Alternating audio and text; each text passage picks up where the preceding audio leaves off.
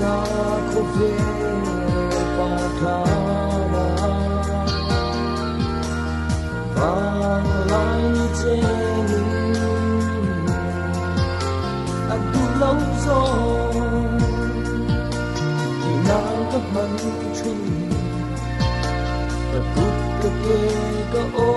ka tak sa hi dan ka ron la kin lâu na ki hai der si lo chua min hai na lu zia za zia ka khi se lo không ai na va chan nam fa mai ka lâu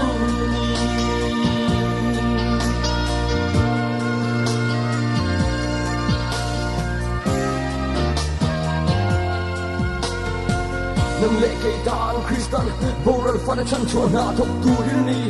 chặt tu na nung kan lâu nệ về thế nan kan ta nung an lana tung hun Calvary cross tu yin apan na hun don ra get se mani wana lu ngai na thong dry ban he na kilin he no hi bilak sap ro ni ma se en kimi thu ni se te bang tu le mu ko wan kai kang ta thi ngan se dong a chon tui ha la wo chu ke tu ren an non si lo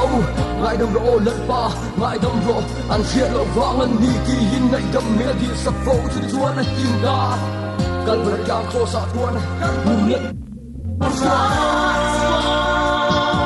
ni hai der si lo chua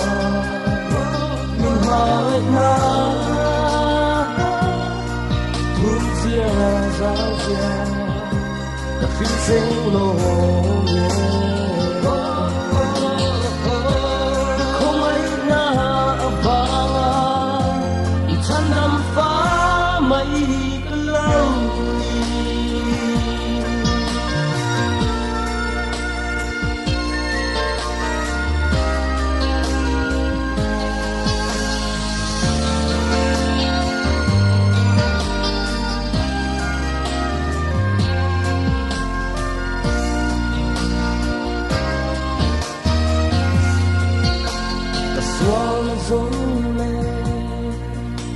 mùa thu nó rung lên và ba cho nó hai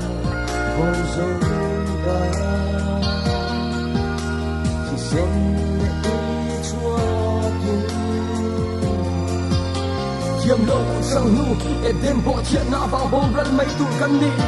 ni mà sẽ làm vang ngày lúa vàng in cần ta tua riêng khó xa luôn thi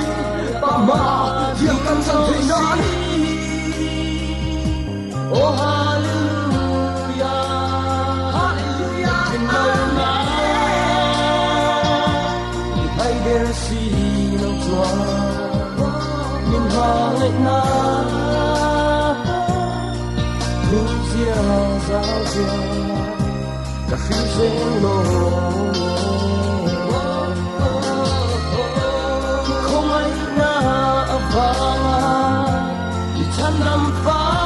Mai kin lâu na hay der si lo chua min hai na tu zia za zia ka fi se lo